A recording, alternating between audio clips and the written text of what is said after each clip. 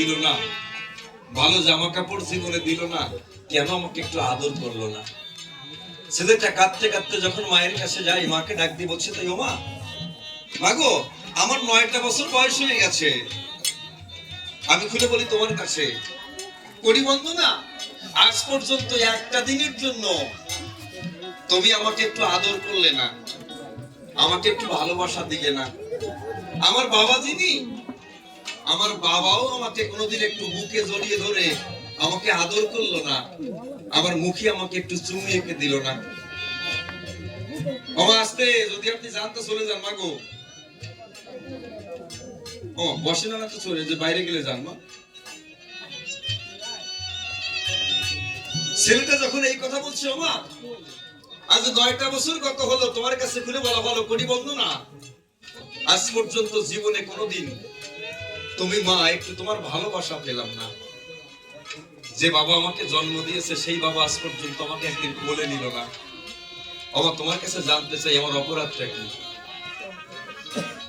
মা চোখের জলে সিঞ্চিত হয়ে সত্য কথা বুঝাই পেয়ে ডাক দিয়ে বলছে, তাই খোকারে, অপরাধটা তোর না। তুই যখন জন্মগ্রহণ করেছিস আমরা জানতে পেরেছি তোর পরমায়ু মাত্র 10 বছর। তাই তোর বাবা আর আমি দুইজনে মিলে সেই কথা বলি খুলে তোকে কোনোদিন কোলে তুলে নেইনি। কেন জানিস? তোকে মায়ের বঁধনে আমরা আটকাতে চাই না। তোকে যদি ভালোবেসে মায়ের বাঁধনে আমরা আটকে রাখি, 10 বছর পরে তুই চলে যাবি, আমরা সহ্য করতে পারবো না। এই জন্য আমাদের কাছ থেকে তোকে একটু দূরে সরিয়ে রাখি। বাবা তুই কিছু মনে করিস না। বাবার কাছে যখন গেল, বাবা ডাকতে বলেছিল, বাবা, বাবাকে ডাক দিয়ে বলছি, বাবা তুমি আমার কথা বলবে? আমার মা যে কথাটা বলেছে এটা কি সত্য কথা? বলছে হ্যাঁ, তোর মা যেটা বলেছে এটা সত্য। বলছে এই কারণে তুমি আমাকে একটু ভালোবাসো না। তাই বাবা তুমি বড় ভুল করেছো। এতদিন কেন আমাকে বলো নাই যে আমি 10 বছরের বেশি বাঁচবো না? আমার জীবন থেকে 9টা বছর অতিবাহিত হয়ে গেল, সামনে 1টা বছর হলো, আমার জীবনে একটু সাধু সঙ্গ হলো না, একটু হরি কথা কৃষ্ণ কথা আমার কর্ণে নেওয়া হলো না। আমার সাধু সঙ্গ করবার আগে যে যাওয়ার সময় হয়ে গেল। বাবা তুমি আমার কথা লবে, আমি তোমার কাছ থেকে হাত জোড় করে মিনতি করছি, তুমি আমার দুটো কথা রাখবে? বলছে বল। বলছে বাবা তুমি আমার কথা নাও, 1 বছরের জন্য এই রাজ্যের সমস্ত রাজ কর তুমি মওকুফ করে দাও, আর আমার জন্য একটা কৃষ্ণ মন্দির তৈরি করে দাও। আর বাবা তুমি আমার কথা লবে, এই কৃষ্ণ মন্দির তৈরি করে দেবে, আর আমাকে একজোড়া চাকি, একটা খোল, শ্রীখোল এটা কিনে দেবে।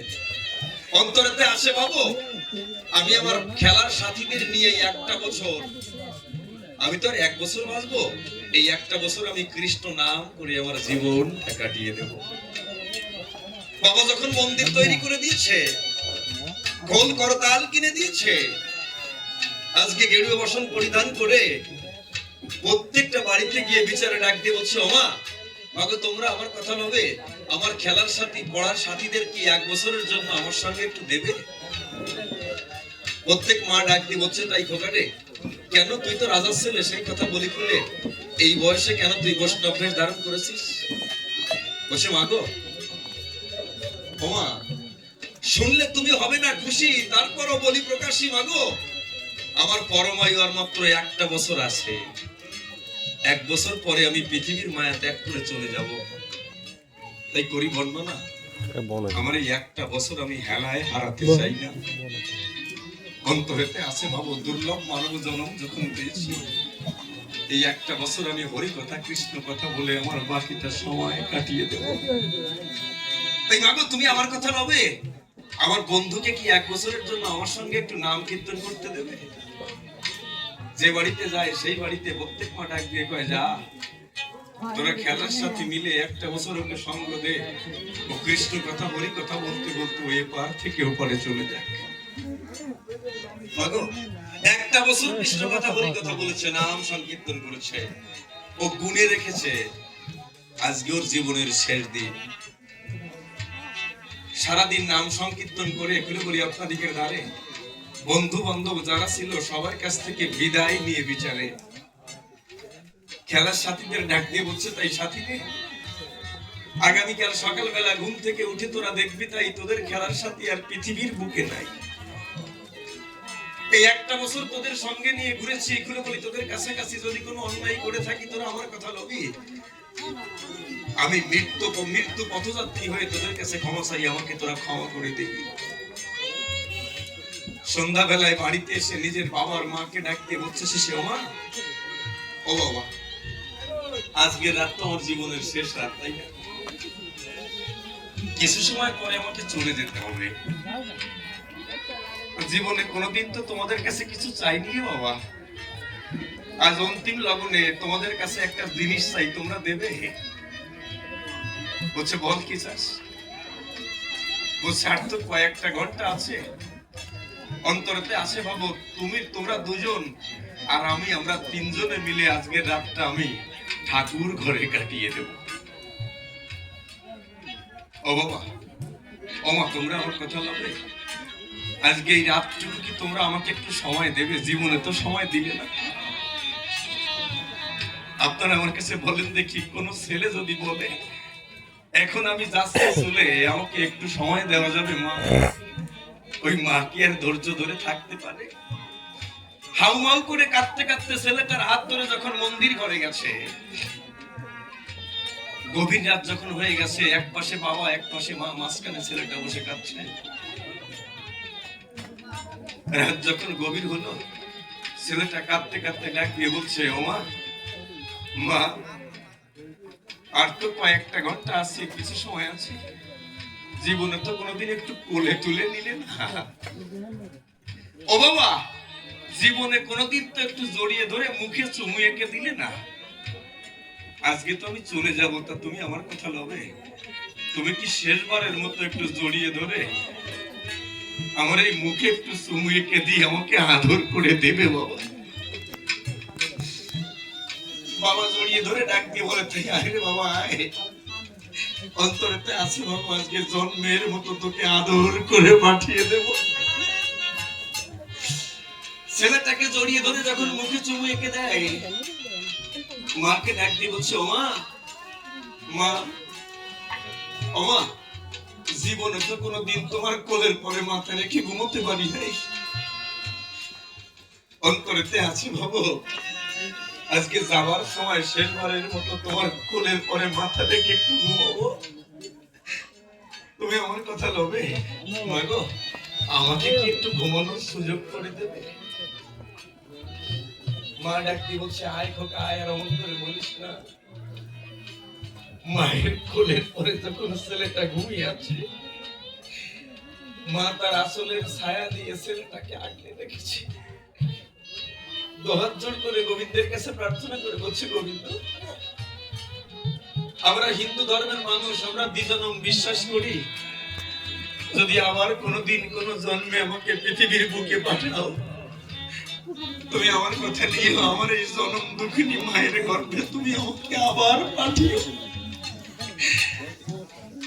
আমার এই বাবার কাছে তুমি আমাকে আবার পাঠিও। কেন জানো ঠাকুর? আমি যে বাবার কাছে ঋণী হয়ে গেছি, আমি যে মায়ের কাছে ঋণী হয়ে গেছি। প্রত্যেকটা সন্তান তার বাবা মায়ের কাছে ঋণী হয়ে থাকে। সেই ঋণটা শোধ হয় কখন? একটা বাবা একটা মা যখন মারা যায়, একটা সন্তান যখন হব্বিষণ্ণ খেয়ে শ্রদ্ধা অনুষ্ঠান করে বাবার নামে পিণ্ড দেয়, মায়ের নামে পিণ্ড দান করে যখন পিতা মাতার মঙ্গল কামনা করে, কোন সন্তান যদি তার পিতা মাতাকে স্বর্গবাসী করতে পারে, ভূত নামক নরক থেকে তার পিতা মাতাকে মুক্তি দিতে পারে, তখনই ওই সন্তান কিছুটা পিতৃমাতৃ ঋণ শোধ হতে পারে। আমরা যারা সংসারে এসেছি, আমরা 5টা ঋণে সবাই ঋণী আছি। আমরা দেবঋণ, আমরা দেবতাদের কাছে ঋণী আছি, আমরা ঋষি ঋণ, আমরা মুনি ঋষির কাছে ঋণী আছি, আমরা নির্ঋণ, আমরা পরিবারে যারা আমাদের নির্ভরশীল, আমাদের পরে ভরসা করে চলে, তাদের কাছে ঋণী আছি।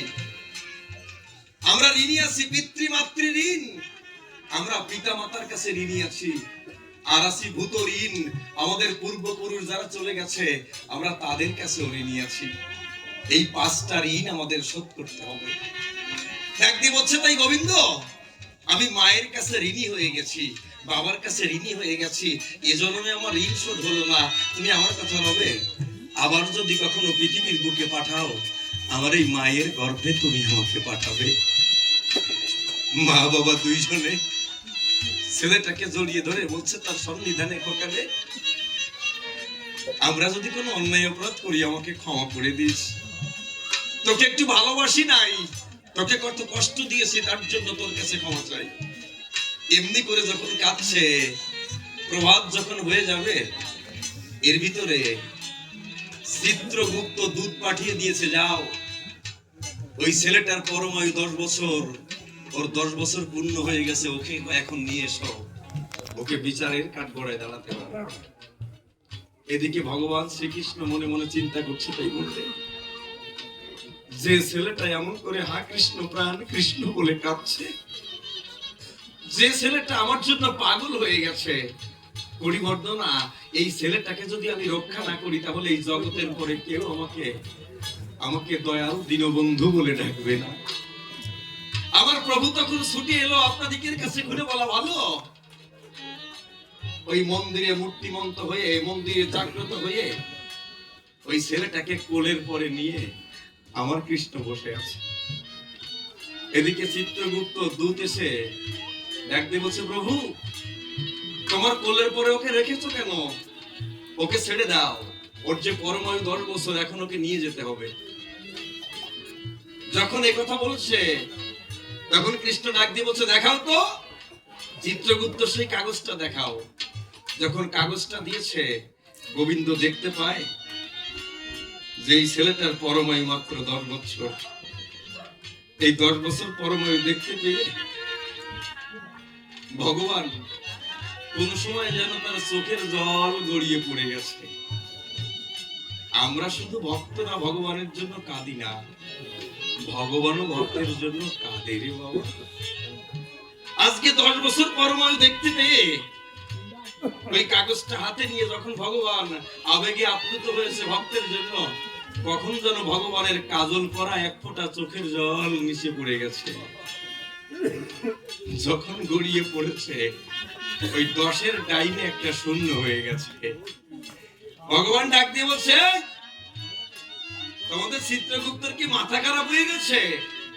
এই দেখো, এই ছেলেটার পরমায়ু তো মাত্র 10 বছর না, এর পরমায়ু 100 বছর।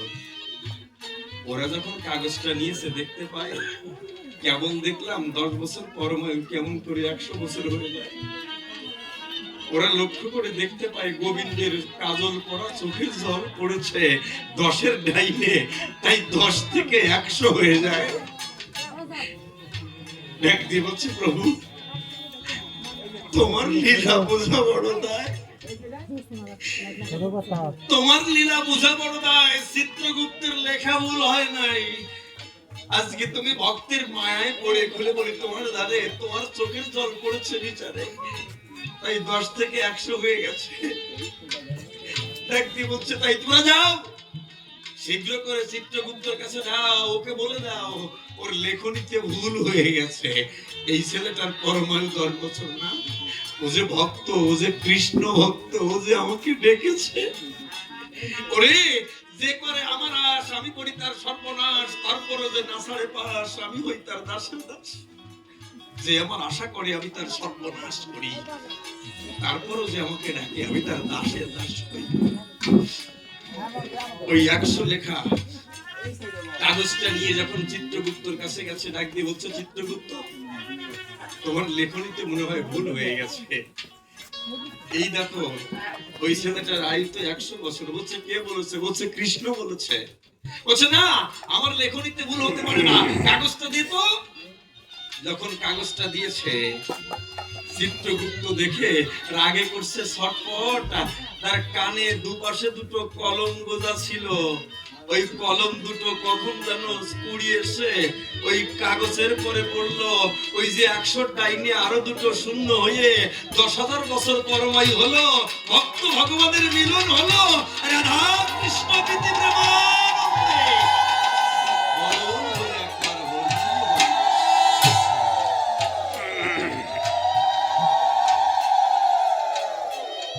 চিত্রগুপ্ত চোখের জল ছেড়ে দিয়েছে। কি আমার লেখনী তো ভুল হতে পারে না। যখন কৃষ্ণের কাছে যায়, কৃষ্ণকে ডাক দিয়ে বলছে, প্রভু দয়াময়, ওর পরমায়ু তো 10 বছর ছিল, তুমি যখন এটা করবে আমার কেন মান সম্মানটা নষ্ট করবে সে কথা বলবে? বলছে, চিত্রগুপ্ত রে, এই জগতে যদি কেউ আমাকে ডাকার মতো ডাকে রে, যদি কেউ আমার দিকে 1 পা এগিয়ে দেয় আমি তার দিকে 3 পা এগিয়ে দেই, যদি কেউ আমার ভক্ত হয় আমি তার চরণ ধরে আকর্ষণ করে তাকে আমার কাছে টেনে নেই। আজকে ও যে আমাকে ডাকার মতো ডেকেছে, ওর মতো ভক্ত, ওর মতো ছেলে যদি 10 বছরে মারা যায় করি বর্ণনা, তাহলে আমার নাম গুণ কীর্তন জগতে কেউ আর করবে না। তাহলে মা এখানে কি প্রমাণিত হলো? যদি কেউ ভক্ত সঙ্গ করে, যদি কেউ কৃষ্ণকে নাম নিয়ে ডাকে বিচারে, কৃষ্ণের কৃপা যদি কারো উপর বর্ষিত হয়, এই নামের জোরে কাল সমন পর্যন্ত দূরে চলে যায়। 10 বছরের পরমায়ু ব্যক্তি 10,000 বছর পরমায়ু পায়। তাহলে এখানে নামে কি হয়? সমন দূরে যায়। তাই বিজয় সরকার গাইলেন, আর রে চক পুরা